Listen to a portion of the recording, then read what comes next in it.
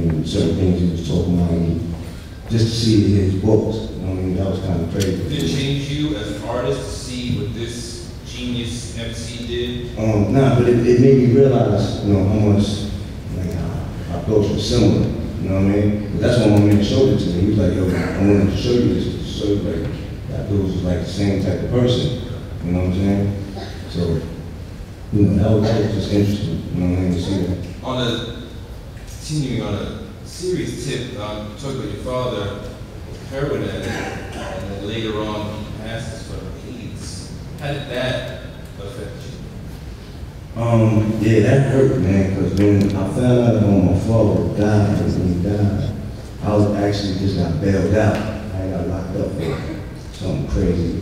And the night I got bailed out, when I got in the car, in the parking lot of the jail, my uncle was like, yo, I got something to tell you. I'm like, what?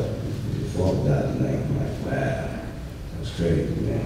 And the day, like, a few days before, one of my best friends had just got killed. The day I got locked up, you know what I mean? So there was just a lot of crazy stuff happening around that time. In the book, you know, in that particular chapter, it's called Hell on Earth. You know what I mean? A lot of stuff was happening, a lot of death was around us, you know what I mean? A lot, man. And, you know, it definitely affected, you know, our music. You know, it took us a little longer to get the project together and get it out there.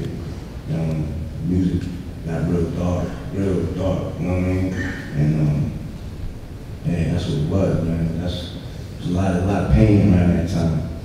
You talk about one night, a UFO hovering over your place and shining the light into your bedroom. Yeah. Really? I mean, yo, man, unless I'm having paranoid delusions and but your wife so too? Yeah. And your son too? Nah, my son is sleep with my wife. Okay. And unless I'm you know, hallucinating, which I don't hallucinate. You know, I saw something that was crazy. So it is what it is, you know what I mean? I don't know what to tell you, but I see something crazy. I think that some alien wife from another planet came down, peeked you, and left. I really don't know what it is, but it's looking like it. That's what it was. You know what I mean? It was something crazy. I don't know what that was, but you know, I put it in the book because that's a real story what really happened. And I know, you know, I was thinking like when I was writing that part, I was like, people gonna say Peter's crazy. You know what I'm saying? You get a lot of slack for this, whatever. But at the end of the day, it's real. You know what I'm saying? I felt like people need to know something like that. And maybe me putting that out there, maybe somebody will come to me and tell me something like, yo, I'm glad you said that, this, you know what I'm saying, or whatever, you know what I mean? One of the things that I was really glad to see, something said later in the book about changing your approach to jewelry. Because I remember, you know, when the recession hit, I wondered if we were going to see MCs relate to that. Because some of your fans are really suffering. You know, I mean, you always represent the working class. But after the recession of '09, things really started to plummet for a lot of people, for your fans. And I don't think I really noticed a change in hip-hop. People still wearing big chains, audio chains, more elaborate jewelry. You know, people still making excessively expensive videos, talking about flying planes and this and that. And you said, no, I gotta make a change. I gotta stop wearing all this crazy jewelry because that doesn't represent the people who I speak for. And, you know, I thought that was a real big stand to take. And we see today you're not really, you got the watch, you're not really wearing much of jewelry. You know what I mean?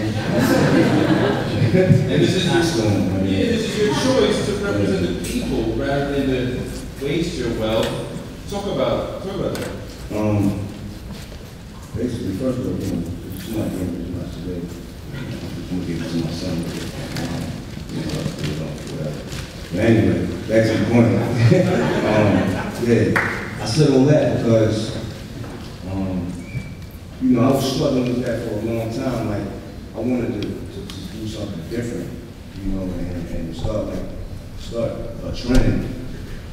Because everybody was like doing the same things. Like everywhere I turn, I see somebody with, you know, chain on or this on or that. Like everybody looked the same to me. You know, and nobody was being individual, being unique. So I was thinking like, damn, what can I do that's, you know, that's different now? Like when we came up, you know, we like started trends, like we do different things, and we had different types of people. People always watch us, like, oh, what kind of piece you know, what kind of this, what kind of shirt is that, you know what I mean? Like, how they really came in, or whatever it is, you know what I mean?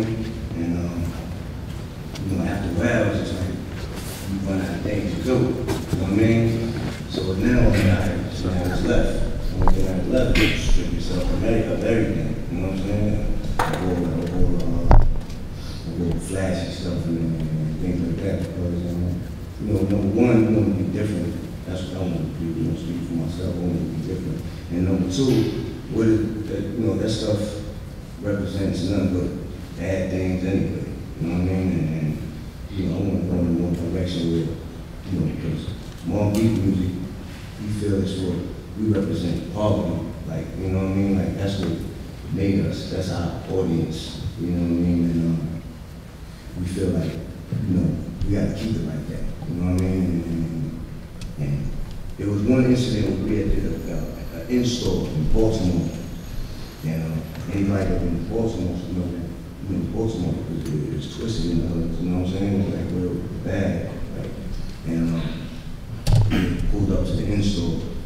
And, you know, I had a lot of jewelry on, bracelets and all this. I was battling, you know what I mean? And you pull up to the in-store, it was like a line around the block.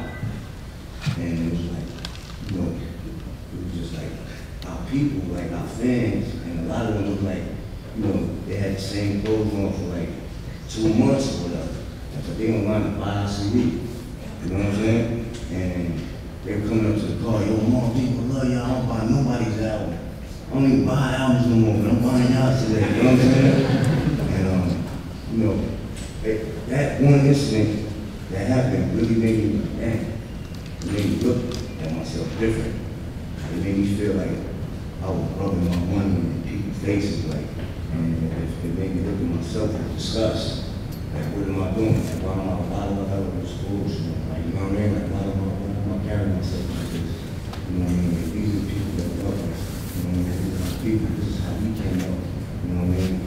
Why am I going in this direction to make them look at me with like some type of animosity or like look at me like, you got bad diamonds on, I'm gonna buy his album. Like, you know what I'm saying? Like, what am I buying his album for? He got bread, you know what I mean? Like, so it just made me look at things differently. And that's when it really kicked in my head. Like, hold up, you know what? Change gears, switch directions, it's time to do something else, you know what I'm saying? So, yeah, that was the incident that changed everything for me. This book started, you said in 2004, way before you went away. Yeah. And were you working on it more while you were away than when you were out? Yeah, I had more time to think, you know, with all that time, and then basically, I really sat down and analyzed the story that I wanted to tell, and how I wanted to tell it, and structure it, and things like that. So it really got done when you were inside. Yeah, I got the real chunk of it, real media book. Got done when I was locked up. The way you describe your bid, it seems like non-turbulent, just like I got time to think and just vibe on my life, where I've been, where I want to go, and just really set myself straight. And you know, it's like that Malcolm X type of bid where I'm like, yo, let me just get my life in order.